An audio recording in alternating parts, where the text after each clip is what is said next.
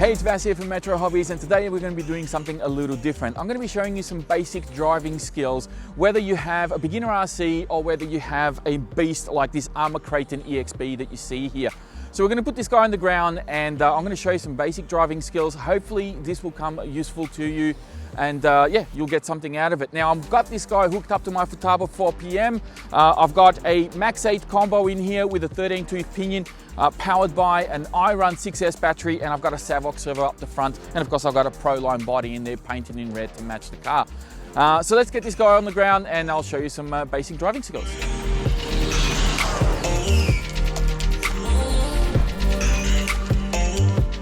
Okay, so one of the first things that you're going to need to learn when you get your first RC or when you get your new RC is obviously throttle control.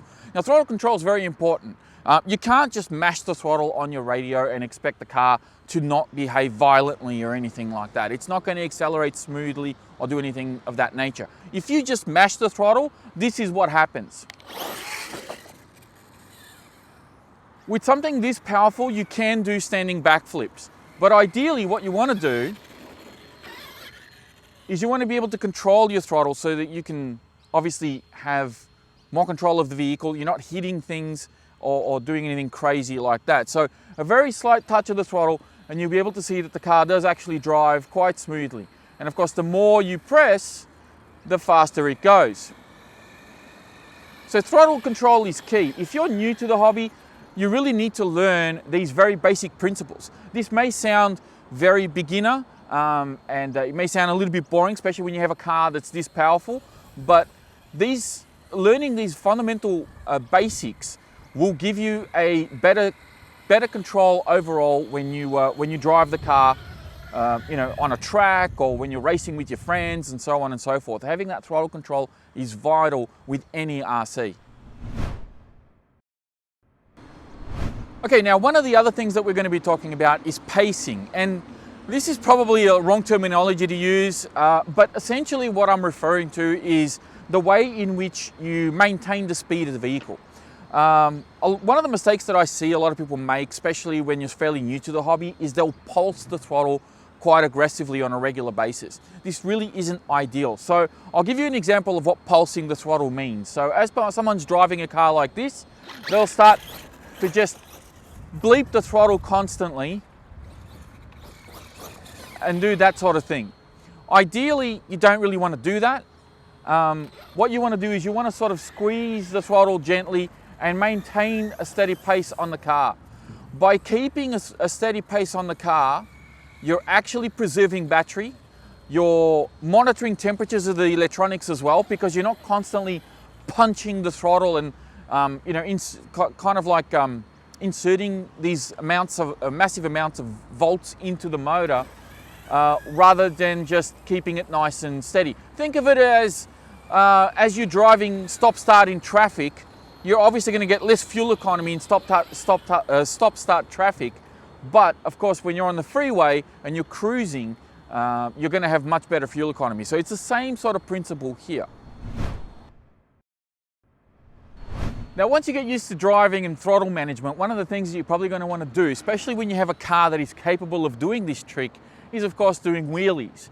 Now, wheelies are actually not the hardest thing to do, but it is a little bit tricky to monitor the speed of the wheelie.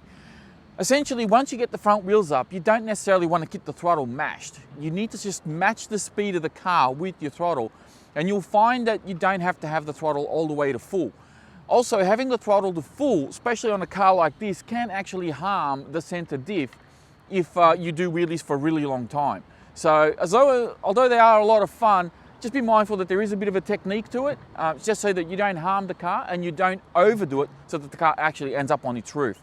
So I'm going to try and show you an example without messing this up, because it can be tricky, but hopefully you'll get the idea.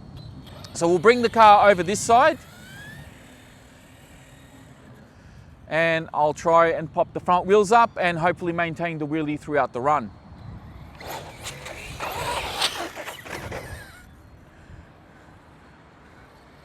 We'll do one more time, going down the hill this time.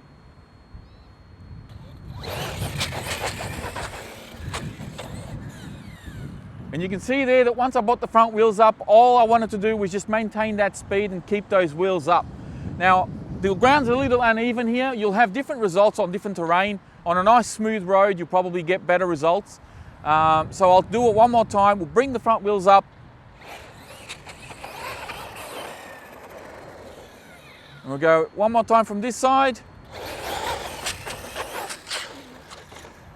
And you see there that if you touch the throttle just a tad too much, you'll want to flip on its roof. So you got to be really careful. One more time. The ground is really uneven here and it's causing a little bit of trouble. We might try this on the grass and hopefully we'll have better results there. But one more time.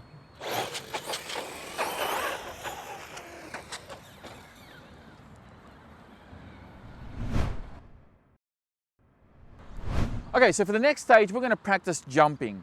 Now, this is probably not the most ideal jump that we found here.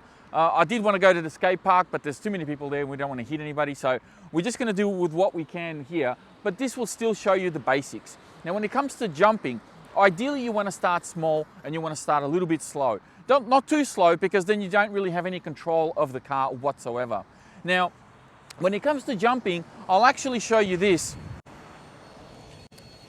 And this is important. Throttle control whilst in the air has a huge impact on how the car is going to land. And I'm going to demonstrate this as best as I can. By pushing the throttle here, by punching the throttle, you're going to notice that the car is actually going to roll forward. So I'm holding the car, and you can see that the car is actually trying to roll forward. That is the inertia of the wheels. By hitting the brakes, the car will actually drop its nose. So if I've got the wheels going fast, hit the brakes, and you see how the front of the nose came down. Essentially, this is how you drive or fly these things through the air, is by managing that throttle and that inertia of the wheels. When you are doing a basic jump, you want to try and maintain a neutral throttle. What that means is that you launch the car and just return the throttle to neutral and let the car glide. And then obviously land as it does. If you notice that the car is having a bit of a nose down attitude, you give it a little bit of throttle to bring the nose up. If the car is going too much with the nose up, you hit the brakes a little bit and it'll bring the nose down. Hopefully I can demonstrate this and how this works in this little jump here, so let's get to it. So I'm going to bring the car in at some pretty decent pace, and you're going to see it jump off that little ramp there and hopefully land on all fours. So what you would have seen there is me just having a very neutral throttle as the car leaves the ground. And you saw that the car came up and it just glided through the air really well. The other thing to take note is that when you do land your jumps, you want to try and not have any throttle input. When the car is in the air and the wheels are spinning, all of these, the gears and the drive shafts and everything, there's really no resistance. Everything's free spinning. So as it's spinning and all of a sudden it hits the ground, all of that comes to an abrupt halt. And it's the same thing if you have the throttle on and you've got everything spinning and all of a sudden it hits the ground, all of that pressure, all of that force needs to go somewhere. And that's when you start blowing out diffs and gears and things like that. So always try to have a neutral throttle when you land your car. I'm going to go ahead and do that one more time.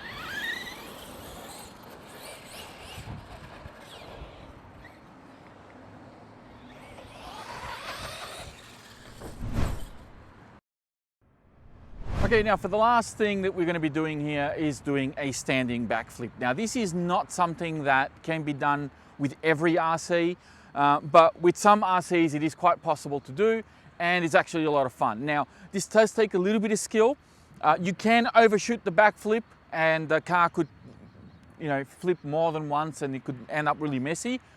You can actually not backflip enough, which means the car will just basically do a wheelie and land on its roof.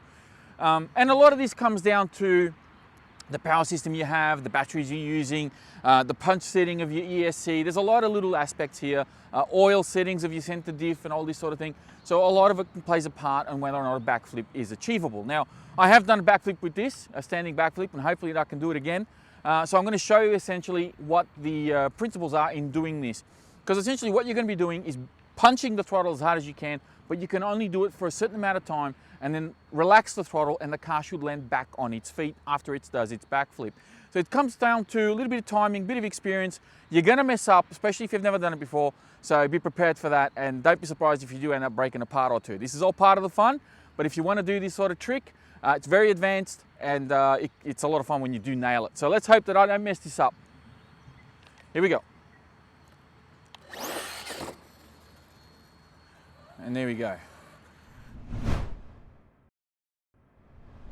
All right, so that pretty much wraps up this video. Thank you all very much for watching. Hopefully you guys enjoyed it and got something out of it, and it inspired some of you to go out there and do some driving, because of course we are going into the nicer weather now, which is really inviting to go out there and have some fun. Hopefully you enjoyed the driving that I did with my own Creighton here. I absolutely love this thing. It's an absolute beast. Has a lot of power, especially on 6S, and yeah, I look forward to setting up a few of those at the shop for some of you out there as well.